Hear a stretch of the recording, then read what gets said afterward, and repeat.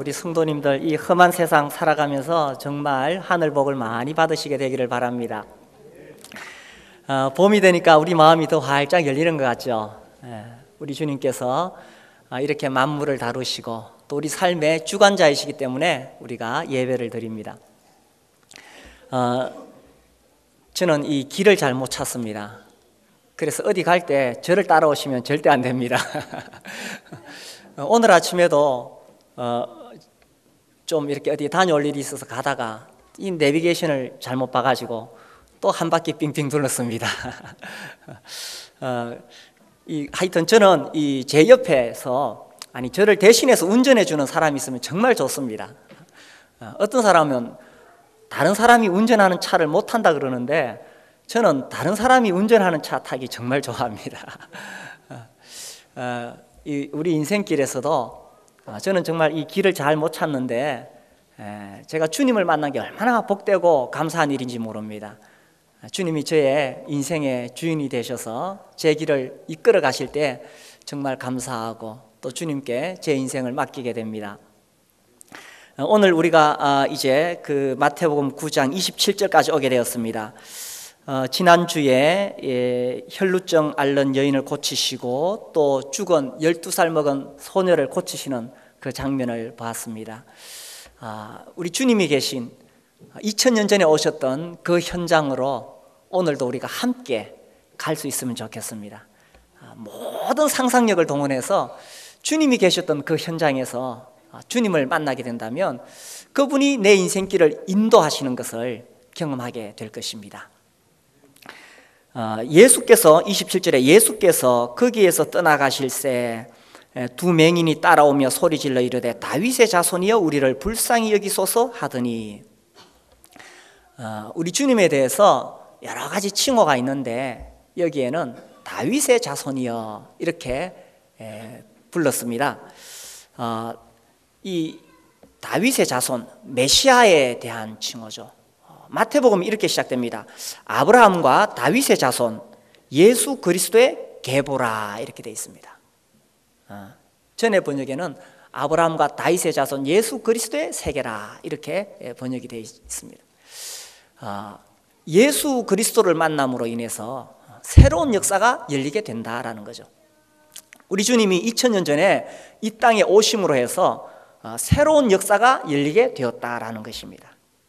다윗의 자손 예수 그리스도. 또한 오늘날 21세기를 살아가는 우리도 마찬가지죠. 우리의 인생에도 다윗의 자손 예수 그리스도가 오시게 된다면 새로운 세계가 열리게 되는 것입니다. 예수님이 내 삶에 찾아오셨습니까?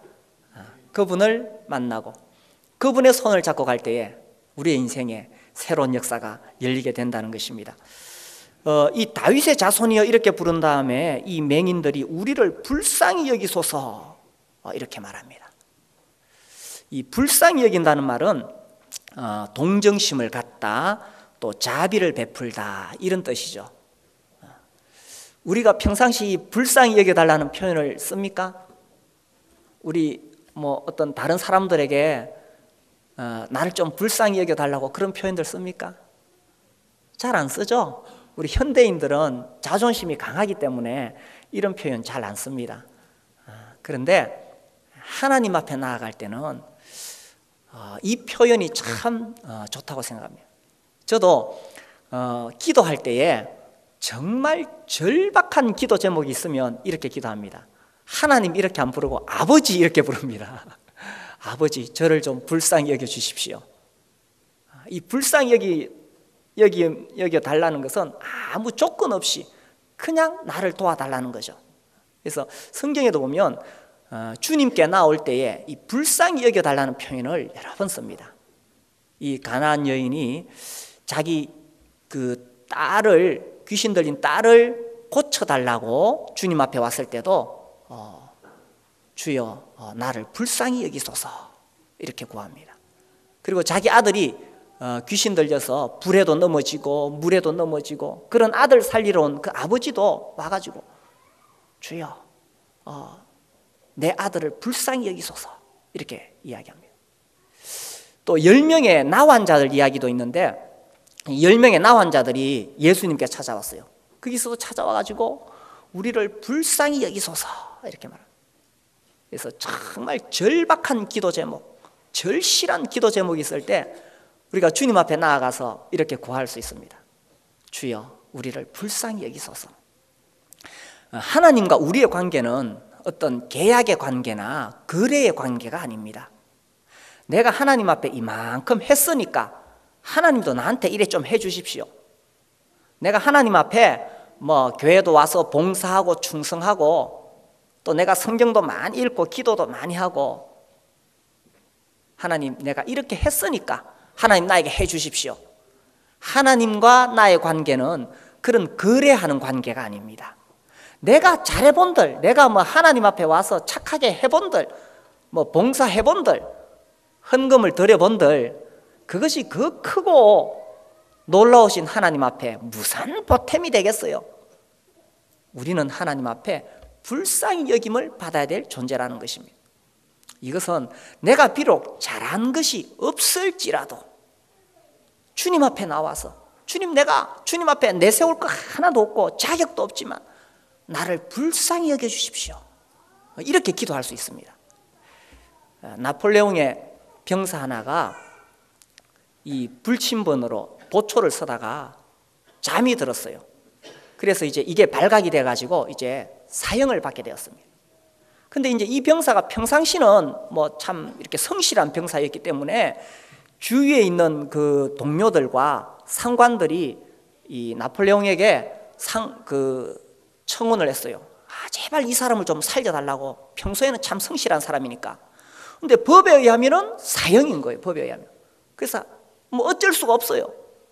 아무리 주위에서 그렇게 말해도 법에 의하면 사형이기 때문에 사형을 받을 수밖에 없는 상황이 되었어요. 근데 이제 이 소식을 듣고 그 병사의 어머니가 막 달려왔어요. 달려와가지고 황제 폐하, 내 아들을 불쌍히 여겨주십시오. 그게 나폴레옹 황제가 법에 의하면은 사형이다. 나도 어찌할 수 없다. 그러니까 그 어머니가 황제요. 법에 의하면은 사형입니다.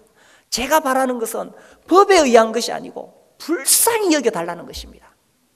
황제 폐하의 그 선하신 자비하심으로 불쌍히 여겨달라는 겁니다. 그래서 그 황제가 살려줬다는 이야기가 있습니다. 이 불쌍히 여겨달라는 것은 법을 뛰어넘는 거예요.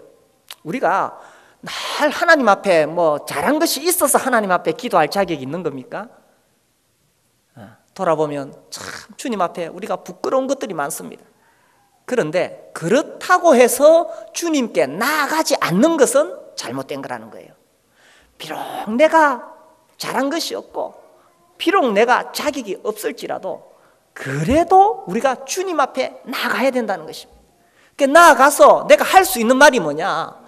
주님 나를 불쌍히 여겨주십시오. 그래서 주님의 자비와 긍휼을 구하는 것입니다. 이제 여기 27절에 보면 두 맹인이 따라오며 소리질러 이르되 이렇게 돼 있어요. 따라오며 소리질러 이르되. 주님을 따라가면서 주님 다윗의 자손이여 우리를 불쌍히 여기소서 하더니 28절에 예수께서 집에 들어가심에 맹인들이 그에게 나오거늘. 여기 27절과 28절을 보면 다윗의 자손이여 불쌍히 여기소서 하는데도 우리 주님 별로 반응을 안 하신 것 같아요. 주님을 따라오면서 계속 따라오면서 우리를 불쌍히 여겨달라고 하는데도 주님이 별로 반응을 안 하신 것 같아요. 왜 그랬을까요? 그냥 주님은 무심하게 그냥 집에 들어가셨어. 28절 집에 들어가시니까 그때까지 이 맹인들이 포기하지 않고 따라왔다는 것입니다. 주님이 왜 아무 반응도 안 하셨을까요?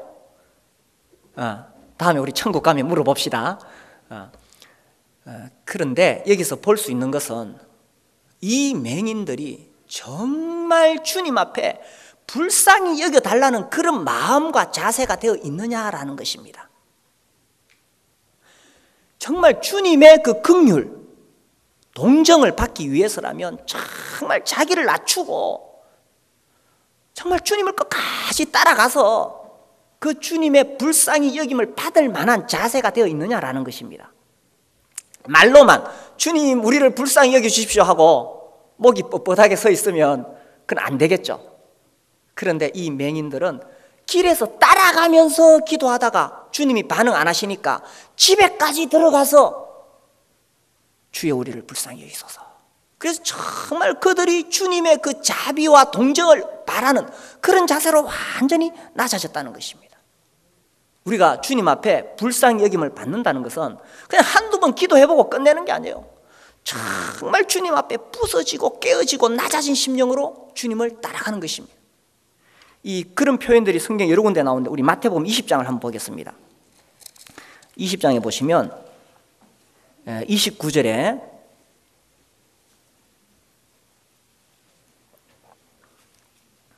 그들이 여리고에서 떠나갈 때 큰 무리가 예수를 따르더라. 맹인 두 사람이 길가에 앉았다가 예수께서 지나가신다 함을 듣고 소리질러 이르되 주여 우리를 불쌍히 여기소서 다윗의 자손이야 하니. 이 불쌍히 여기소서 그랬죠. 31절 무리가 꾸짖어 잠잠하라 하되 더욱 소리질러 이르되 주여 우리를 불쌍히 여기소서 다윗의 자손이요. 한 번 구했는데 주님이 반응하지 않고 주위 사람들도 방해합니다. 그때 포기하지 않고 한 번 더 주여 우리를 불쌍히 여기소서. 32절 그 제사 예수께서 머물러 서서 그들을 불러 이르시되 너희에게 무엇을 하여 주기를 원하느냐 이르되 주여 우리의 눈뜨기를 원하나이다. 34절 예수께서 불쌍히 여기사 그들의 눈을 만지시니 곧 보게 되어 그들이 예수를 따르니라. 정말 내가 주님의 자비와 긍휼을 얻고 싶으면 한 번 구하고 응답 없다고 끝내는 것이 아니라는 것입니다. 정말 낮아진 마음, 주님이 내가 그렇게 기도했는데 주님이 반응을 안 하신다 하더라도 다 부서지고 깨어진 마음으로 주여 우리를 불쌍히 여기소서. 이 사람들이요, 우리가 다른 사람들한테는 나를 좀 불쌍히 여겨주십시오 이런 말 잘 안 합니다. 이게 자존심 때문에 그렇죠. 뭐 그 사람이나 나나 그죠. 근데 우리가 주님 앞에서는 정말 완전히 내가 부서지고 깨져야 돼요. 이 불쌍히 여겨 달라는 말은 내가 완전히 정말 이 구걸하는 거지처럼 엎드리는 것을 이야기하는 것입니다. 그래서 주님의 은혜가 어디에 임하느냐? 내가 깨지는 곳에 주님의 은혜가 임하는 거예요. 자존심이 깨져야 은혜를 받을 수가 있습니다.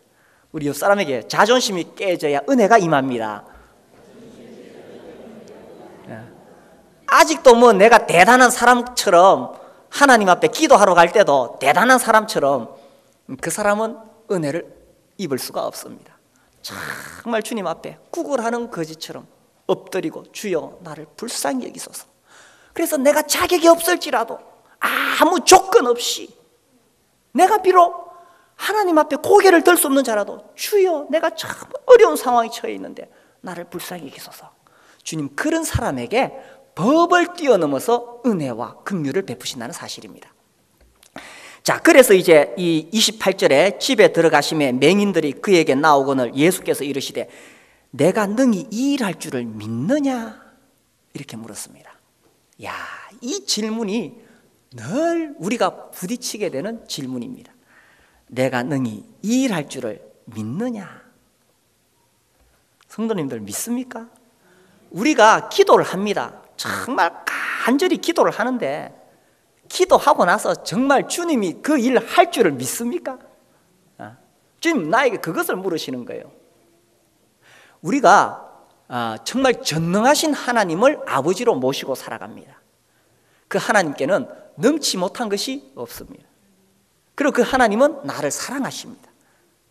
사랑하는 자녀가 아버지께 요구하는데 그 선하신 아버지가 정말 좋은 것을 주고 싶은 것이 선하신 아버지의 마음이죠. 그런데 우리가 하나님 앞에 딱 받는 질문이 이것입니다.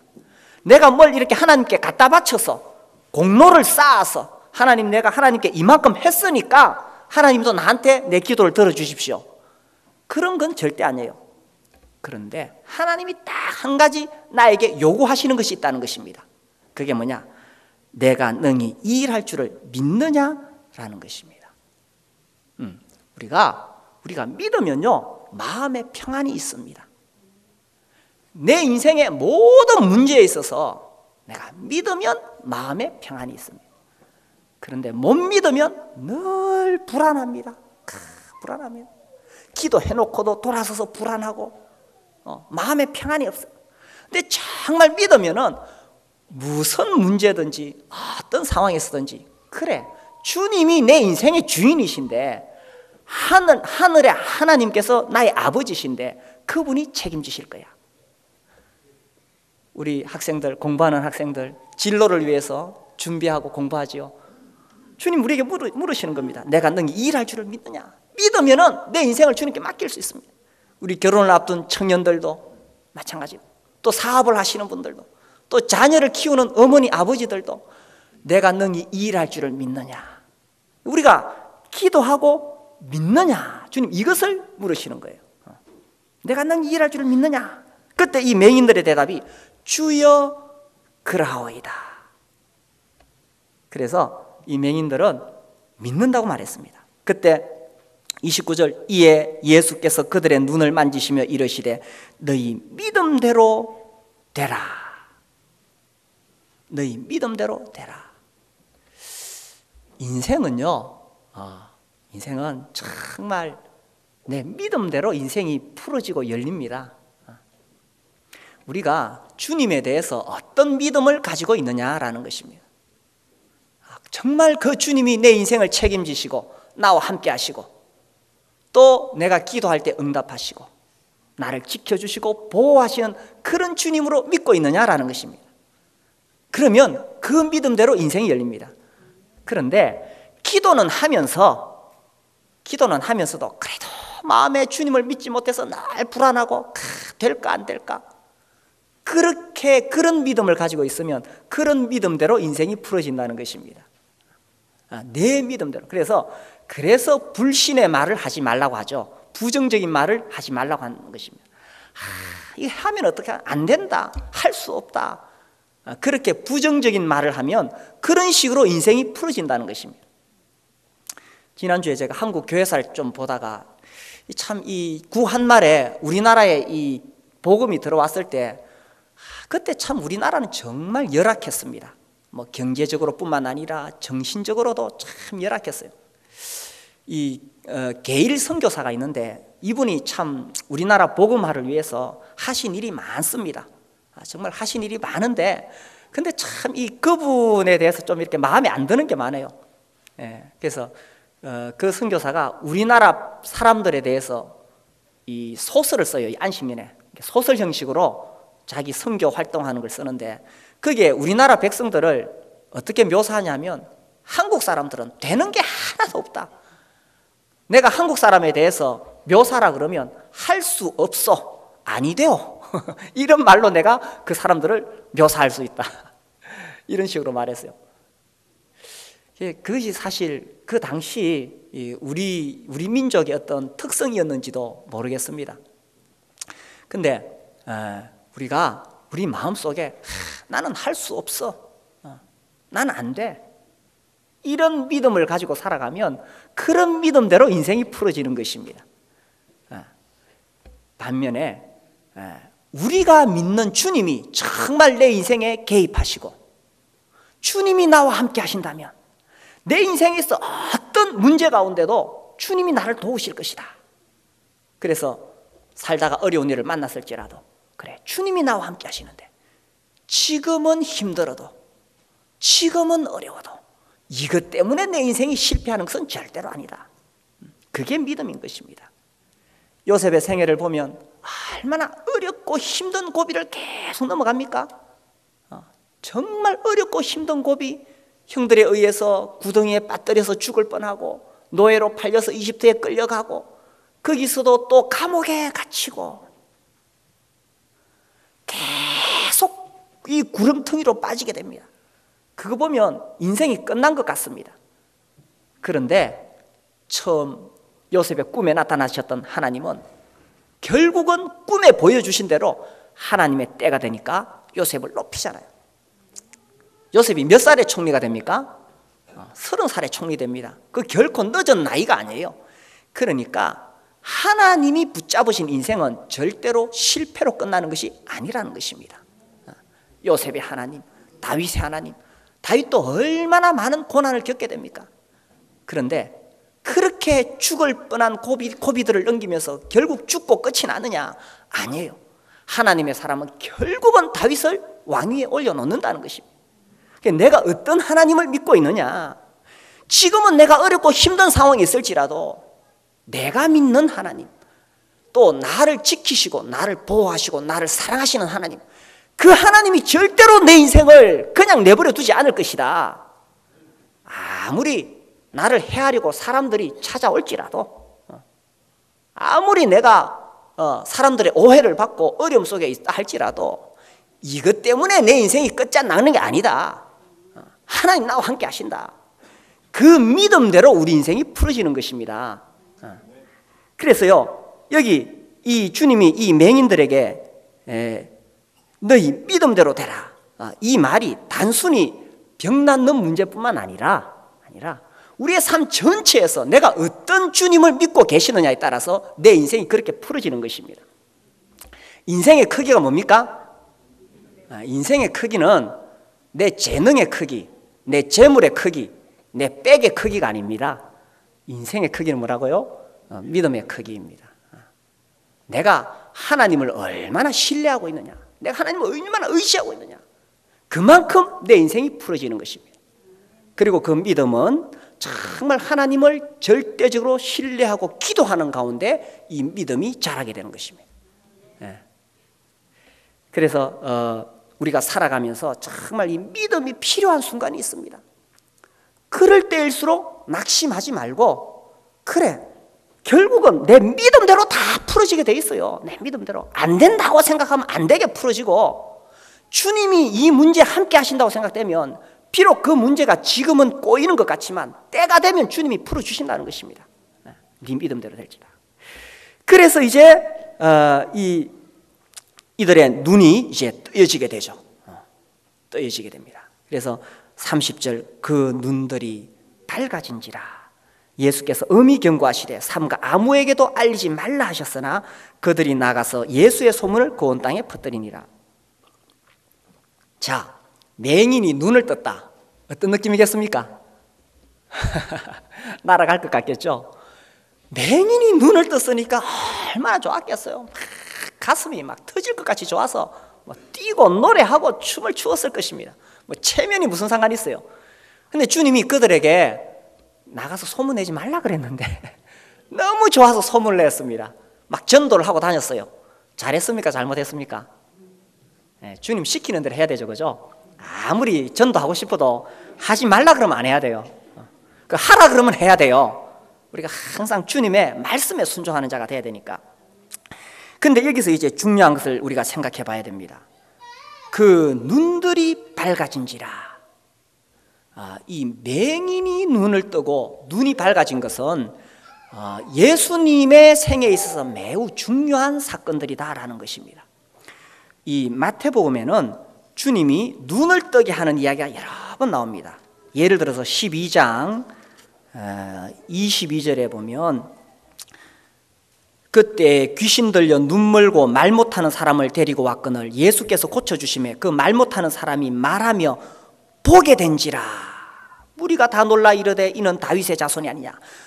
이 맹인이 눈을 뜨고 그 다음에 무리가 놀라면서 이는 다윗의 자손이 아니냐 이렇게 묻습니다. 그 다음에 15장에도 보시면은 15장 30절에 큰 무리가 다리 저는 사람과 장애인과 맹인과 말 못하는 사람과 기타 여럿을 데리고 와서 예수의 발 앞에 앉히며 고쳐주시니 말 못하는 사람이 말하고 장애인이 온전하게 되고 다리 저는 사람이 걸으며 맹인이 보는 것을 무리가 보고 이렇게 되죠. 여기도 맹인이 본다.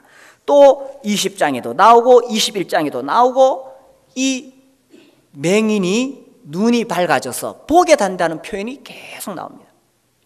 이게 우리 주님 이 땅에 오셨을 때에 다른 병도 많이 고치셨지만 눈을 눈을 뜨게 한 것은 굉장히 의미가 있다는 것입니다. 우리 다시 11장에 돌아와서 마태복음 11장. 여기에는 세례 요한이 자기 제자들을 보낸 이야기가 나옵니다. 이 요한이 옥에 갇혀 있다가 제자들을 보냈어요. 3절, 11장 3절. 예수께 여짜오되 오실 그이가 당신이 오니까 우리가 다른 이를 기다리오리까. 여기 오실 그이란 말은 메시아를 이야기합니다. 당신이 진짜 다윗의 자손 메시아가 맞습니까? 그때 4절, 예수께서 대답하여 이르시되 너희가 가서 듣고 보는 것을 요한에게 알리되 맹인이 보며 못 걷는 사람이 걸으며 나병 환자가 깨끗함을 받으며 못 듣는 자가 들으며 죽은 자가 살아나며 가난한 자에게 복음이 전파된다 하라. 여기서도 맹인이 보는 것을 이야기하고 있습니다. 이게 무슨 말이냐 하면 이 유대인들은 이미 구약을 알고 있었는데 다윗의 자손 메시아가 오면 그를 통해서 눈을 뜨는 일이 일어나게 된다는 것입니다. 눈을 뜨게 된다. 눈을 뜨게. 맹인이 눈을 뜬다는 것. 그런 예언들이 많이 되어 있는데 특별히 이사야라는 선지자를 통해서 이것이 반복해서 예언이 되어 있습니다. 자, 이제 우리 이사야 35장을 보겠습니다. 성경 가운데 펴시면 욥기 시편, 잠언, 전도서, 아가, 이사야 이렇게 나옵니다. 이사야 35장 5절.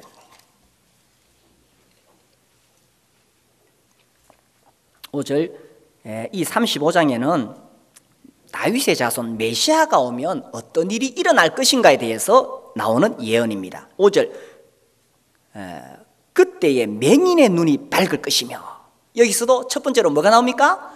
맹인의 눈이 밝을 것이며 못 듣는 사람의 귀가 열릴 것이며 그때 저는 자는 사슴같이 뛸 것이며 말 못하는 자의 혀는 노래하리니 이는 광야에서 물이 솟겠고 사막에서 시내가 흐를 것입니다. 야, 참 놀라운 말씀이죠.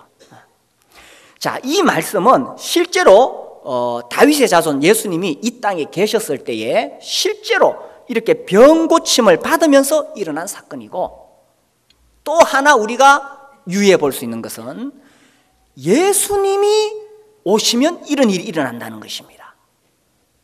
예수님이 내 인생에 찾아오시면 내 인생에도 이런 일이 일어나게 된다는 것입니다. 예수님이 내 인생에 오시면 나의 눈이 밝아진다는 사실입니다. 내가 지금 맹인이 아닌데 무슨 눈이 밝아질 필요가 있느냐? 주님이 오시면, 주님이 내 인생에 오시면 나의 영안이 밝아지게 된다는 것입니다. 그래서 이전에 보지 못하던 것들을 볼 수 있는 눈이 열리게 된다는 것입니다. 뿐만 아니라 전에 알아듣지 못하는 소리가 들리게 될 것이요, 내가 사슴같이 뛰게 될 것이고 노래하게 될 것이다. 내 인생이 광야와 같을지라도 주님이 내 인생에 오시면 광야와 같은 내 인생에 물이 솟겠고 사막과 같은 내 인생에 시내가 흐를 것이다 라는 것입니다. 다윗의 자손 예수 그리스도가 내 삶에 오셨을 때에 일어나는 일들인데 그 중에서도 특별히 눈이 열린다는 것입니다. 이 마태복음에 보면 주님이 책망하신 사람들이 있어요. 그 당시에 종교 지도자들 책망하시는데 그들에게 책망하실 때 어떤 비유를 쓰냐면 너희가 맹인이다 이렇게 말합니다. 맹인이 되어 맹인을 인도하면 둘 다 구덩이에 빠지게 될 것이다. 그리고 특히 마태복음 23장에 보면 이 외식하는 종교인들을 향해서 계속 예수님이 책망하실 때 거기서도 맹인이라고 계속 말씀하십니다. 눈을 뜨지 못하고 있다는 거예요. 자, 이 말씀을 어디서 우리가 이해할 수 있냐면 요한복음 9장을 통해서 이해할 수 있습니다. 이 요한복음 9장에는 날 때부터 소경된 사람이 있는데 주님이 그 사람의 눈을 뜨게 해주셨어요. 눈을 뜨게 해주신 다음에 이런 말씀을 하십니다. 요한복음 9장 38절.